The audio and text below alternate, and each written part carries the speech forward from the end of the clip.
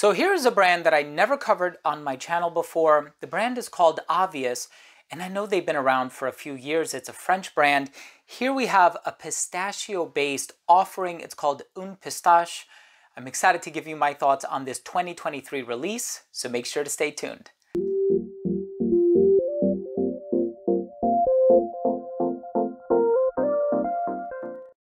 Before I begin today's episode and I give you my thoughts on Une Pistache by Obvious, I'll tell you all about this fragrance in terms of the smell, performance, longevity, comparisons, how it unfolds on my skin, if I do think it smells similar to anything else on the market. But before I begin, I do want to mention that if you're a fan of fragrance-related content, hit the subscribe button, hit the bell icon, and also give this video a thumbs up for the YouTube algorithm. It would really mean a lot to me. So we know that pistachio-based fragrances, I mean, they're out there, right? They've been around for a few years now. Of course, recently we saw an explosion of it when Kayali came out with Pistachio Gelato 33, I think it is. I did a video on that one. Love that fragrance. And then, of course, we also have the perfumer Jerome de Marino has actually done a few pistachio-based fragrances. One of them is called Kind Intentions. Nevertheless, here we have one, and of course, the color of the box, this kind of, it matches the color of a pistachio, and so I really appreciate that. So this is obviously a sweet leaning fragrance. There aren't too many gourmand notes. There's carrot in here, which I think is really interesting.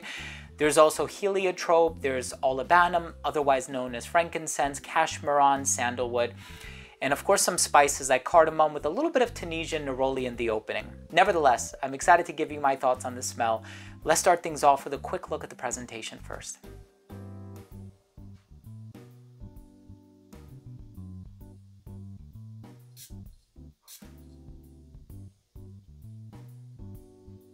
Now, right in the opening of this fragrance, you are going to get that nutty personality on account of the pistachio. And of course, if you smelled pistachio, or a pistachio accord, I should say, in other fragrances before, you know exactly what it smells like. You know what to be on the lookout for. And there's something about this fragrance that doesn't smell plain or unilateral or nondescript. There's actually a complexity in here. And I think the perfumer Fanibal did an amazing job with this one. So it has that carrot note in the opening. And carrot is an ingredient, either that or carrot seed, that I've smelled in fragrances from brands like L'Art de Saint Parfumeur and Tower Parfum. But there's something about this fragrance where there's an even amount of carrot and cardamom. So it gives it like this delightfully sort of a culinary spicy appeal in the opening that is really hard to pinpoint. And you smell it and you're like, whoa, this is different. This is really interesting. But the pistachio, of course, really sits at the heart of it. Now, that nutty accord is also made possible on account of the use of the note of heliotrope. Heliotrope is a floral ingredient. It can be a little vanillic at times, but it definitely smells like almond. So it gives it this almondy personality in conjunction with the pistachio. And I think the overall effect that is produced is actually really, really nice. In the dry down, you do have the sandalwood, and I think that's what's creating some comparisons to Le Labo's Santal 33. And I can kind of see where people are coming from. It has that sort of dry, woodsy appeal to it. You know, sandalwood is normally creamy with a little bit of sweetness to it. I think the majority of that is probably coming from that nutty accord that you're going to get in the heart. But I can see why people would make that comparison. So it's almost like the love child between Kayali Yum Pistachio Gelato 33 and Santal 33.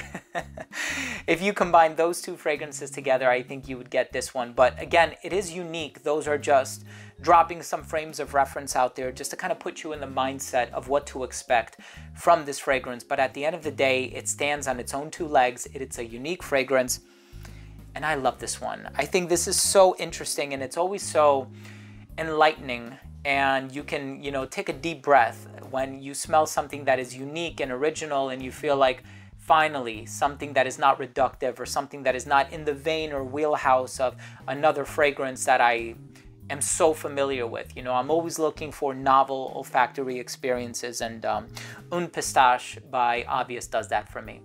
Let's go ahead and finish things off with my overall assessment. So first up, in terms of the uniqueness and the overall smell, personally, yes, I do find this to be a unique fragrance. Of course, some comparisons to other pistachio-based fragrances, but that's going to be inevitable, especially when you're dealing with a really unique note as pistachio, such as pistachio.